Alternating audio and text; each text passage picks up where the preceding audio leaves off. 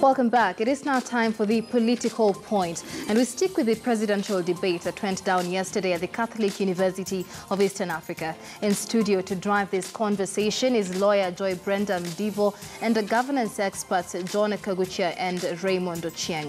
Now, among the issues that presidential candidate Raila Odinga was put to task is on regional integration and why Kenya is being left alone in the region. His response begins a discussion on political point this morning. As Kenya has been abandoned in the Northern Corridors project by both Uganda and Rwanda, what does that say about Kenya? It speaks volumes about the leadership of Kenya. I think it is the leadership that is isolating itself. And that's the reason why Uganda is finding it more attractive to go to Tanzania. Tanga or Dar es Salaam is much farther away from Kampala than Nairobi and Mombasa. It does not make any sense economically, other than that it was a political decision. So I think that we need to do some soul-searching and thinking. I think it is the leadership that has let Kenya down. A political decision. All right, so that forms the basis of our conversation this morning. In studio, once again, let me introduce my panelists. From my far left, we have governance expert John Kaguchia. We also have a lawyer and political analyst Joy Brenda Mdivo, and last but not least, Raymond Ochieng, who is also a governance expert. Gentlemen and lady, welcome to Political Point. Let me begin, first of all, with an overall view of the 6 hours that Kenyans were treated to of the presidential debate before we get into what one Raila Odinga had to say. John, your thoughts on the entire debate? I don't know whether the debate ended up being still a debate without the debate, especially when it comes to the presidential one on part of Raila and Uhuru Kenyatta. Without Uhuru, it ended, of course, being more of what Uhuru has always been doing. Probably the address of the nation, state of the nation, and what he has also been doing in State House, media briefings, where the media people ask him questions and he answers. So I think that is what then it ended up being not so much of a debate. And so maybe we should look at that as Raila's opportunity then to explain his points, as Uhuru has always probably done over the 5 years. And I like the issues that came up because we were able to delve into a lot of issues that, of course, Kenyans would want to know. There was the issue of looking at the past, which some people are not very comfortable about. That why are you so much into the past? Right. Yet the past is important because, again, it informs our future. We are living the consequences of past decisions either way. Exactly. Yeah, so I have looked at the headlines today in all the dailies. And I think it is unfair to the other presidential debaters now who attended the earlier one, the first part, because, the headlines is about Raila and Uhuru. Right. They have been missed out, yet they also had very informative points. They helped us to delve into issues again and saw how academicians and people coming from the outside of politics, how they think about solutions that can be offered for political solutions. I mean, political solutions that can be offered to the challenges that we face as a country. So I know it has been discussed in details in the papers, but really on the face of it, they have been missed out. And also in the debates going forward, I think we are not likely to be discussing so much of what they said. It's so much about what Raila said, and also, of course, the absence of the president from the debate. All right. But of course, we will be delving even into what the other presidential debaters had to say. But of Joy, let's begin with that upsound there by Raila Odinga. Among the issues that he addressed was regional integration, and as to why Kenya is seemingly being left alone within the East African region. Your thoughts on how he addressed the issue? One thing that I do agree with him is that it is symptomatic of years of breakdown in communication between ourselves and our neighbors. And I was listening in on the Dawn debate, and I had the lady speaking about how, no, it's not actually being isolated, but we are still the leaders, we're still the big brother. But that situation is rapidly changing. And unless Kenyans learn to talk to their neighbors and to just draw ourselves back in, we may find ourselves actually in a situation where we're no longer the dominant economy. Look, for example, at the progress that Rwanda has made as a democracy and as an economy in the past 20 years or so. Rapid development, rapid cohesion. When you go to that country, you have the feeling of sense and order. If you visit something like, for example, the Ethiopian capital, when you are in their airport, you can see massive infrastructure. Their airline is doing really, really well compared to ours that is struggling. So we have some issues as Kenyans that we took for granted that we are way ahead, the others will never catch up. But they've been working slowly and consistently, and now they are. It's called the flywheel effect. You just start slowly, and before long, the wheel is going really fast. Right. Look at where our neighbors are right now.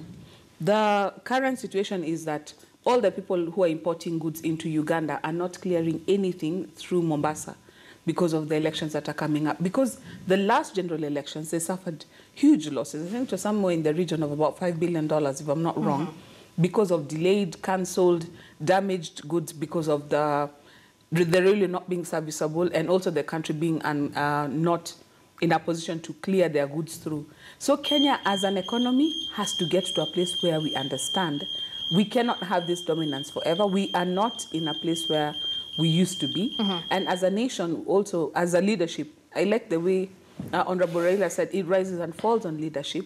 And as a leadership, I think time has come for us to stop taking so many things for granted and try and bring back our neighbors to the table so that we can maintain not just healthy relationships, but also our position as the leader in this particular hub. In the East African community. And of course, when it comes to bettering the economy, regional integration is key, in terms of regional trading, in terms of removing trade barriers. Your thoughts on the issue and how Raila Odinga addressed it, Raymond, especially considering that earlier this month, the diplomatic relations between Kenya and Tanzania seemingly took a turn for the worse after they banned cross-border trading for some communities.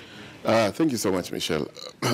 He handled it, I would say, well, in terms of the effect of what is happening in terms of the East Africa. And again, a little bit also, he also answered it, the Raila, the political man. There is one thing that comes clear when you talk about, Joyce talked about, Kenya would not just say we are a giant, but how are we a giant? There are two things that are very critical in terms of regionalization of the market. And you get that in terms of how even Europe developed was because of the European bloc. How the breaks came up is because of how you integrate your markets together. So at the end of the day, Kenya, we will not brag to be a big brother unless we also think about how do we integrate ourselves with the other economies. So if you will have two minors coming together, they become a major. And then definitely we become isolated. So I really agree to an extent. We cannot sit pretty and say we are the leaders. So that needs to go to the next step. So what Raila said is then the political goodwill and leadership that we need to take. You saw the other day we had our minister meeting with the counterpart, foreign expert, counterpart from Tanzania, to just see how do we integrate ourselves, because you remember there are some other commodities that we had locked out Tanzania, and also there are some that Tanzania had locked us in terms of cigarette and milk, and then this means that the pinch, where the pinch will be, is the traders and the business schemes that we have in this country, because if you produce and you have no market, so you see why even African Union was formed is then how do we make the African whole bloc as a component that can negotiate its term with the other players. So regionalization, definitely the moment that these blocks come together, then we become isolated. So there is that need and nudge of our leadership also to take care of that. Right, and of course, there's many who refer to the Amina Mohamed's bid as AU chairperson, saying what happened with Kenya and the fact that our neighboring countries seemingly did not back Kenya could have been because of the regional issues that have manifested themselves. But another issue, very recently, touching on regional integration and perhaps regional, interference in the particular countries, was the allegation or the claim that NASA had their parallel tallying center in Tanzania. And of course, we've had Dar es Salaam come out and distance themselves from that particular tallying center. In that debate yesterday, Raila Odinga also saying that the tallying center is actually in Kenya, and really nobody should be caring where else they have a parallel tallying center. But John, in your view, that possibility of having a parallel tallying center in Tanzania, was it something that was likely to mess with the sovereignty or create a diplomatic tiff of any sort? Just before I answer that, I would probably want to say the issue of East Africa integration, I do not personally see Kenya as isolated. In fact, I see Tanzania as isolated. Kenya is actually the leader in this integration and has actually remained the leader. The issue which probably has come up just has to do with how Uganda accesses the port. And that has been a dominant issue. In fact, it is what has seemed to make Kenya look like it is lagging behind. Because Uganda, being a landlocked country, has the right of access to the port, either the port of in Dar es Salaam and also in Kenya. And we've been competing for that opportunity between Kenya and Tanzania. So as much as we integrate, each of the country will try to position itself to be the one that is more preferred, so that then it can actually benefit economically from that access to the port. Now, Uganda has been accessing the port through Kenya, but Dar es Salaam has also tried as much as possible to raise its level so that Uganda can actually get attracted there. And of course, with the security challenges that we have had, we found ourselves renegotiating the route through which we were to pass through on the pipeline, especially which was transporting the fuel, the oil to the port.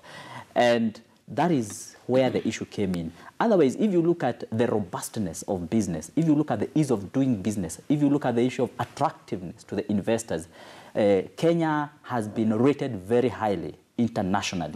And so I don't think that one particular issue of competition, where we may have lost to Tanzania because of that competitiveness, because of the length of the route, I don't think that then defines the whole issue of integration between East Africa. If you go to Arusha, you'll find even the head of the EAC secretariat in Arusha is a Kenyan. So, and Kenya has taken a very dominant position in integration. Again, when you look at the issue of Amina Mohammed, it was a geopolitical issue. It was an issue of, I think Kenya really put a serious bid, but there are other issues that also came up. And I don't think they really had to do so much with the East African integration. It's about interests. Nations pursue their own interests. And I think that is what may have informed that. Now, when you look at this issue of a parallel tallying center, it's good that Raila cleared there and said they do not have, rather, he never said he doesn't have a tallying center in Tanzania. What he said is that he has a tallying center in Kenya. And again, he repeated, I have a tallying center in Kenya. And of course, as you say rightly, he also said there is no problem having a tallying center anywhere else in the world. Right. Of course, if there were to be a tallying center which would be releasing results parallel to IEBC, or that would be equated to IEBC, and it is in a foreign country, that would be detrimental to our own sovereignty as a country. But if it is a tallying center for just taking stock for the purposes of the party, that would be different altogether. All right, Raymond, you had something to say. Oh, yeah. I wanted to also add something to what Kagusha said. I think let's not limit integration to be only infrastructure and just a lap set. You see, we are really losing this talk because we just think about the railway track and everything. Integration is beyond. And you know very well that in terms of the schemes of how EAC is to integrate, there was the one monetary policy that has been having issues. So there are very many components around that. So the moment that blocs come to negotiate, and there's one thing that came out from the debate, you really realize that, let me give you an example for Africa. You'll get that to import something to Nigeria, it has to go to South Africa. So it tells you that even the openness of African capitals has not reached that much. So the moment states will work on a point whereby, like my city is Kisumu, and I tell you that to go to Kampala, you have to come to Nairobi to go to Kisumu. So look at that track. So the integration is just beyond the infrastructure and the train. So we have got the political class and everybody debating around SGR and everything. It is beyond SGR. So whether people bash pro or against SGR, it goes beyond that. All right, Brenda, let me have your final comments on the regional integration. One thing that the point that I was trying to make earlier was, it's not that Kenya is not dominant. It is dominant. All I'm saying is that our dominance is waning. And unless we step up our game, if we simply maintain where we are, we'll soon find ourselves overrun. Like the example I was giving you of a country like Ethiopia and Rwanda. Those are countries about 10 years ago. You couldn't even, they're not bespoken. It's not something that you could even consider. But right now we are seeing serious challenge, not just in terms of infrastructure, even in trying to attract, hosting UN bodies. We're seeing competition, for example, trying to put yourself as the preferred center or preferred hub. They say, no, look, we have alternatives. For example, once upon a time, if you wanted to hold a conference in this part of the world, Nairobi was the only place where you could get the facilities to hold a world-class conference. Right now, Uganda are trying to develop. Ethiopia has so many conference facilities and excellent hotels, infrastructure that makes the city navigable. Nairobi is still choked with traffic. So we have to come to a place where we up our game. And it's not just in terms of the infrastructure, also in terms of policy, which is what I saw in terms of politics, which is what I saw now when Ambassador Amina was trying to become chair. Because if those who are closest to you subvert your attempt, then you can tell that neighborliness does not really exist. So, of course, a country like Tanzania, I agree with John, Tanzania has sort of put themselves apart. They feel more a part of SADC than they feel a part of the EAC. And so with them, it's a difficult kettle of fish. But the coalition of the willing, we need to be able to harness that. And not just that, not lord it over the others that we're the ones who are in charge. Let's try and see how the synergy can help all of us to rise. Grow together. Because at the end of the day, you need to grow with your neighbors as well. All right. Exactly. Now, one more issue that came out from that debate, fears of violence breaking out during elections are rife. But opposition leader Raila Odinga has ruled out violence before, during and after the general election in August. The NASA presidential candidate instead said the opposition would accept the outcome of the election and called for a large voter turnout come August. Listen in. There are a lot of Kenyans who are worried about the election we will have in the next 2 weeks. As a matter of fact, there are Kenyans who are stocking up. There are Kenyans who are making plans to travel to different places. There are even some foreign missions that are issuing some travel advisories around this election. Do you share those concerns, Mr. Odinga? There will be no violence in Kenya so long as elections are free and fair. And the government has assured us that they are not going to interfere. The IEBC has assured us that the elections are going to be free and fair. So we should not be scared. People should not run away from where they're staying, because by running away, you are actually depriving us of your vote, either Jubilee or NASA. So we want these elections to be won fairly. And we want Jubilee to also desist from trying to manipulate the electoral results, as I mentioned earlier on, using the security forces. We want to win fairly. And if we win fairly, fine. You've also said that in the unlikely event of us losing, we will congratulate Jubilee. They've been asking you all the times, are you going to accept results? We will accept free, fair electoral results. All right, so that again forms the basis of a conversation here. So he says there will be no violence if the elections are credible. I'm going to begin with you, Raymond. Of course, the addressing violence was one of the key points or high notes of Raila's debate. Even the manner in which his closing remarks, of course, in the debate seemingly touched Kenyans because he spoke like a true statesman. The fear of violence is not new. Joe Ageo, they're saying many Kenyans have already begun stocking up on food, reserves. Many are traveling outside the country just in case anything happens.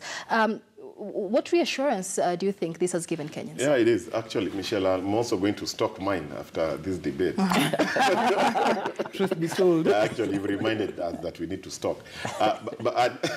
What came out from that, I think in terms of preparing Raila, he did a very good job in terms of, we've heard from the two horses. I know we've been debating we should not be having horses here, or mules, or unicorns in this political race. But one thing that came out clearly is that people have been wanting to listen from both sides. What is Uhuru saying about conceding defeat? What is Raila saying about conceding defeat? But them both coming clearly, and the president has come out clearly and said, if he loses, he's going to, he will accept the will of the people. And Raila also came out clearly and said, but there is a caveat that he said, that if it is a free and fair, and I think he was removing the responsibility off his shoulder by saying that let's give Kenyans a free and fair elections. And what he went also further to say is that he had, I think surprisingly, he also had the connotation of having a goodwill on IEBC, because he said that the government is very clear, has assured them of a free and fair election. IEBC is also prepared with the same, which was different from what was said when the African Union was around. And I think that was a very good gesture that lets pump confidence in these institutions. And I've always said, Article 86, Michelle, has put a very high threshold on what these elections should be, in terms of even what we were going to court for. And I was on record on the TV station, and we said, the Constitution is very clear, even in terms of from where the results should be announced. It was very clear. And when we were talking about the tallying center, and Kagushi has also weighed in, what tallying means, tallying just means collating. Tallying does not mean anything apart from announcing. So whether NASA is going to be having the way they said, even if they are going to be having it in the moon, but the fact that the announcement must only come from one body, that is the IEBC, in terms of announcing of results, then that's where we are. So it was a good gesture. It was a win for Kenya. And I think it's not only, it does not end at the debate.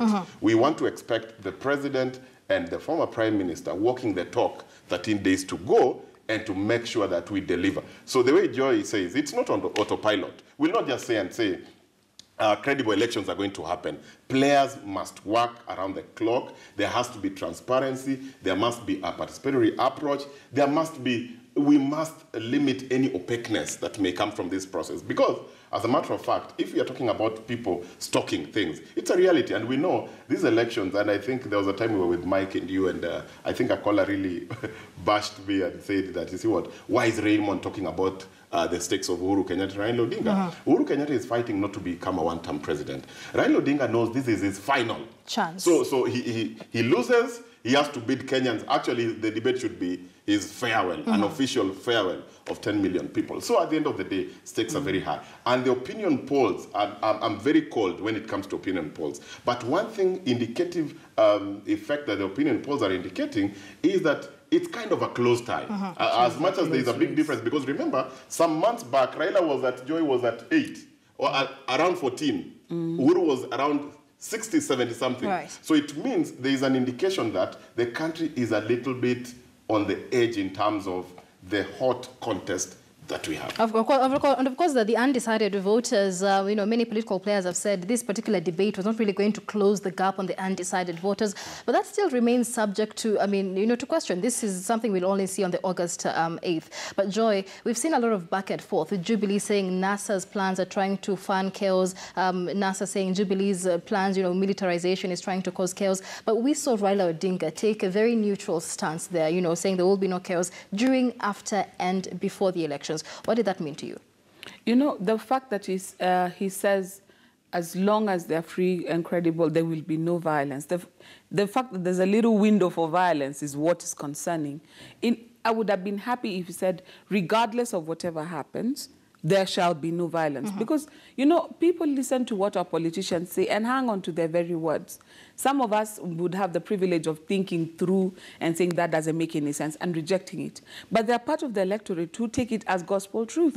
So if somebody makes a comment and says, I don't think this was free, credible, and because credible, fair, free, fair, credible, free, fair, credible, has been said over and over. Even when Tambo Becky was giving, he said, and when we talked to NASA, this is what we had, free, fair, credible. So you can imagine a situation where on the 10th, there is a press conference and says, it was not free, fair, and credible, then that means there might be a spark there. And that is what is concerning to me. I wish Kenyans would get to a place where we decide, you know what, these guys are interviewing for a job. The rest of us have also jobs to do. So we go, we do our thing, When we are done doing our thing, we go our way. And they defended the dynasty. Exactly, because at the end of the day, this is, for us, this is a one-time event and we go on with life.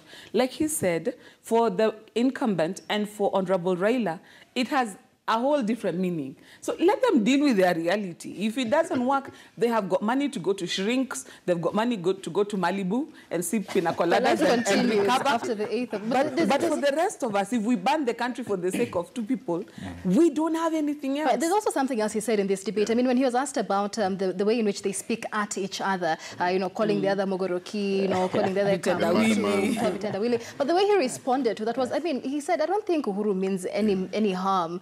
In calling him Mogoroki, he doesn't think Uhuru, thinks he's a madman. Makes the point that we need to understand that politicians play politics. Right. But it's like with us lawyers, when you're in court, I mean, you go at each other hammer and tongs.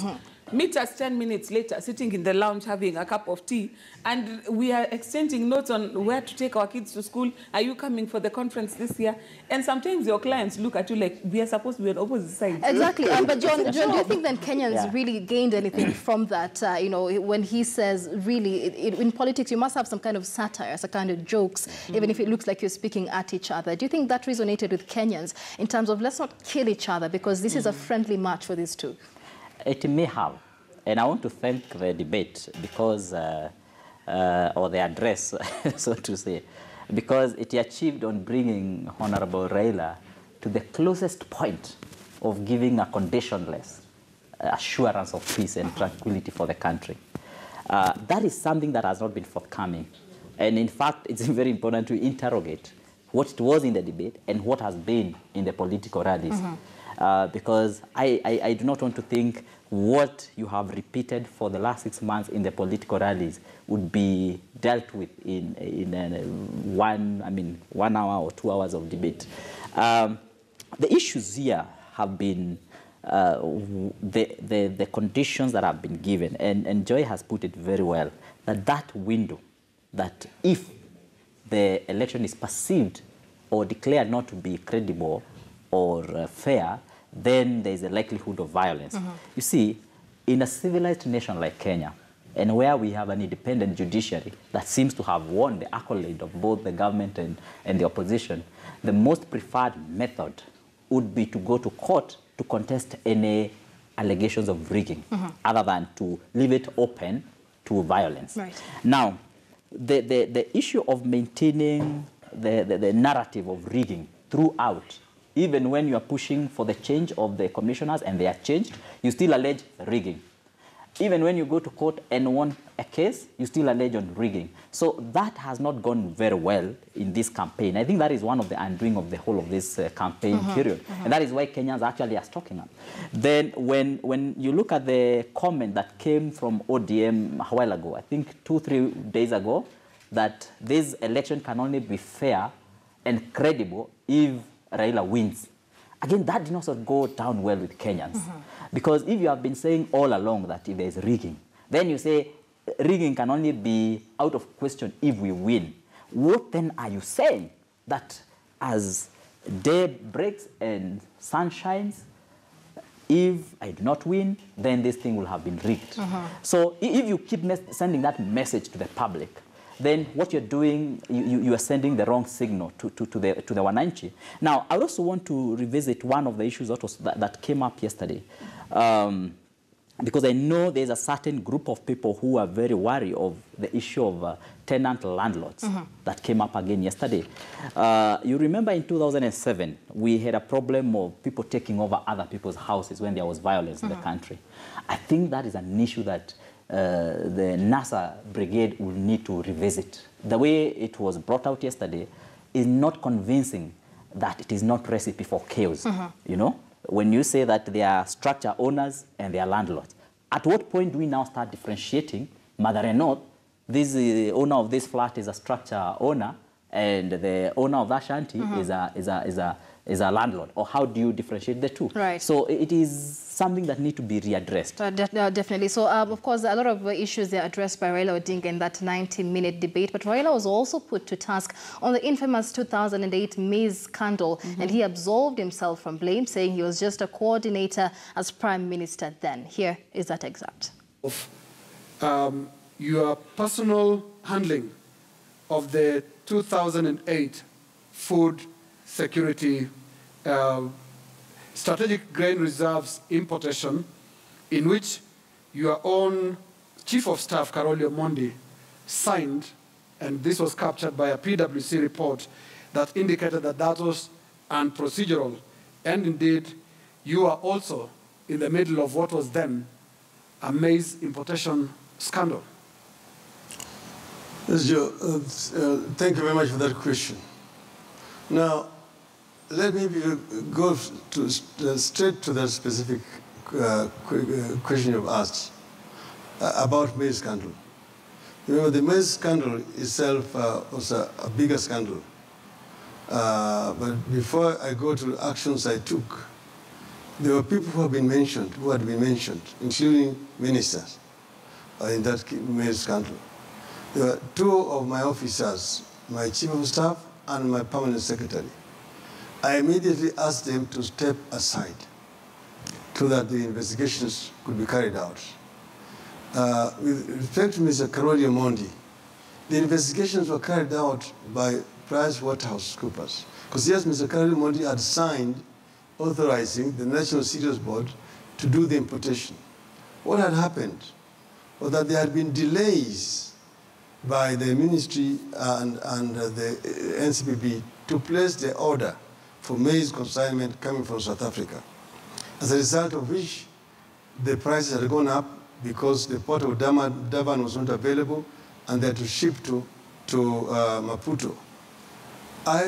We had to go to Cabinet to seek Cabinet authority to pay additional 14 million shillings for that consignment. Once the Cabinet had authorized, I instructed Karoli Omondi to inform the Cereals Board that they must place the order immediately so that the cost does not go up again. The Cereals Board then demanded that he signs that he had authorized. I told him the memo was going to come from then the head of public service, Mr. Mdaura, containing the Cabinet approval. That Cabinet approval was eventually shown to Pricewaterhouse. Mr. Karoli Omondi was cleared. The same thing with my Permanent Secretary. But you need to know that I also suspended the minister in charge of agriculture, who had been giving his friends letters to go and take maize from the National Cereals Board, the current deputy president. But that decision was countermanded by the president. All right, so that is Raila Odinga there. And a lot of criticism coming up from the manner in which he absolved himself. He says his only role as Prime Minister then was coordination, so it was really not in his honors what took part in the maize scandal. Let me begin with you, Kaguche, even as you give your closing comments. Was it in order for him to say that his only job was coordination? No, Raila was a Prime Minister. He was a head of government. He was a co-head of government, and he was also in charge of coordination and execution.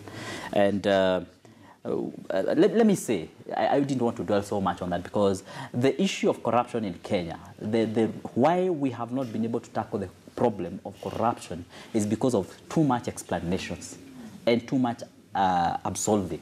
I can tell you almost every other major corruption scandal in this country has an explanation and has a way of being cleansed and people just being, you know, absorbed in the whole thing. And until we see real action being taken and people really paying for any corrupt act they do, that is when then corruption will be, that notion will be reversed in Kenya. Right. And that is what Raila did not give us as a Prime Minister.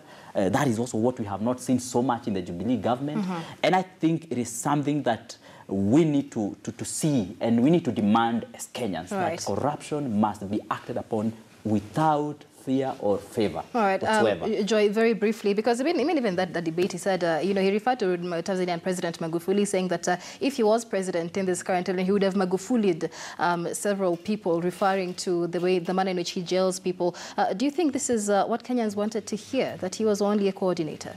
No, and it's one of those things that also does not ring true, because if you look even at where we are currently, at the place where, as a nation, where we are grieving, is that the leaders do not take moral responsibility. They only try to say, until we go to court, until all the processes are exhausted, then can you say we are corrupt. But sometimes it is just that saying, I'm sorry, a mistake happened, I was at the helm, I take responsibility, and I will ensure it does not happen again. Do you know that would be enough to solve a lot of some of the problems we go through? But if everybody says it wasn't me, then who? And when you're prime minister, you're head of government, you're in charge, and the buck stops at your door. And sometimes it's not you who has to sign the pen for you to take responsibility. It's simply the fact that everybody answers to you. You ought to have been able to crack the whip. It's not PricewaterhouseCoopers who clears people. Right. It's the employer says, you know what, I'm not going to work with this caliber of workers. And from now henceforth, that's what, when you say you will magufuli people,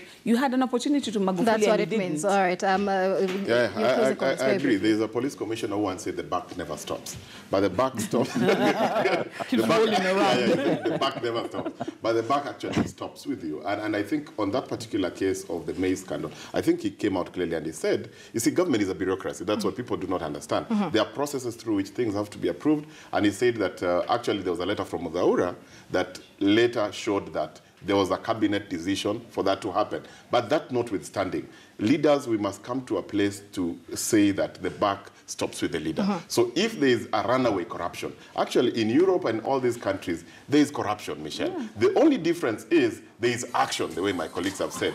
You saw the chicken gate. We were celebrating some rippings from the chicken gate, yet in the UK, people were in jail, right, and we were smiling. So I think action. Unfortunately, our time is up. So that's a good point to end the political point. Of course, Raymond Ochieng is a governance expert. We've also been speaking to Joy Brendam Divo, who is a lawyer and a political analyst. And last but not least, John Kaguchia, who is also a governance expert. We are taking a look at the presidential debate that was last night. And that conversation brings us to a break here on Morning Express. At this point, we'd like to release our viewers watching us on KTN Home. Life and Style is coming up next. But for those who are keeping up with the KTN News, do stay tuned. Michael Gitonga will be having a one-on-one interview with none other than Nairobi Governor Dr. Evans Kidero. Stay tuned.